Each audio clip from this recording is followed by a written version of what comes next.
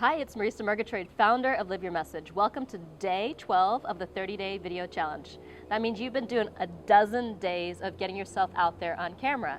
So today I wanted to answer the question, well, what do I say? Do I ad-lib? Do I create an outline? Do I read from notes? Do I use a teleprompter? What do I say when the camera actually turns on?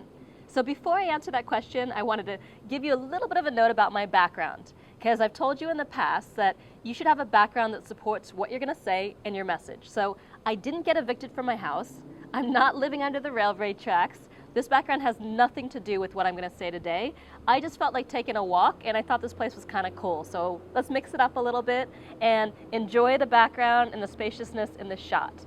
So now for what we really want to talk about today. What do you focus on when the camera turns on? How do you structure yourself so you know what you're going to say and what you've already said?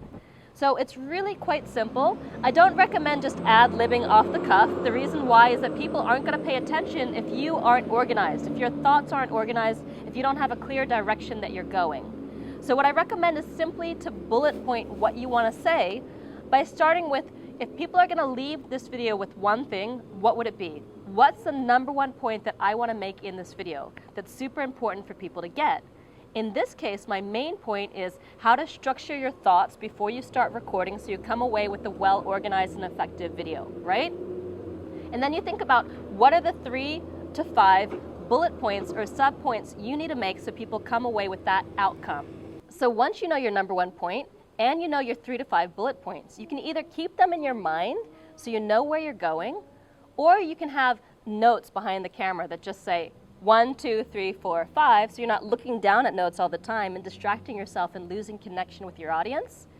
Or you can do something that Brendan Burchard and a lot of other teachers in training do, which is you teach in front of a wall or a whiteboard where you've got little sticky notes that you pull off to reveal the next point. So if you can't remember where you want to go, or you got more than 3 points, you can simply have a visual cue that you work into the shot that reminds you and visually shows your audience what you want to talk about next. In terms of actually remembering what you've already talked about, well, you just kind of got to keep it organized in your head a little bit as you go. And the more you practice delivering content without notes, the better you're going to be. At first, you might find yourself fumbling for words when the camera turns on and just going like, I don't know what to say. And the reason for that is usually because you have not planned out your video. Before you turn on the camera, you don't know where you're going. When you do have that clear focus, that clear point, it's a lot easier to know where you're going and to move forward in a way that's not rambling, that's not wasting a lot of time, because people aren't going to sit around and watch a 5 or 10 minute video for something that should only take 2 minutes to make a particular point. So what I recommend is simply figuring out what the point you want to make is, what are the 3 to 5 supporting points, what order should you make those points, how to begin the video so people know right away what they're going to get out of it, and how to end the video so there's a clear call to action.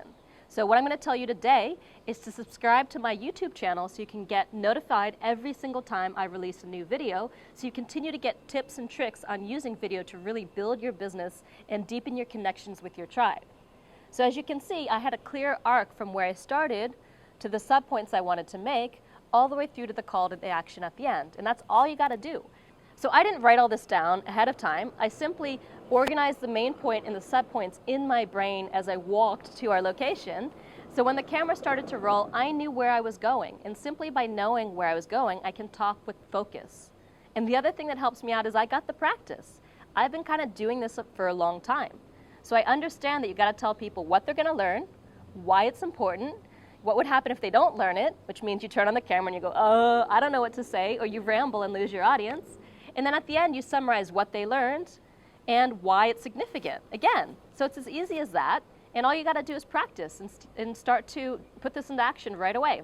So that's it for today. Now go out there and live your message.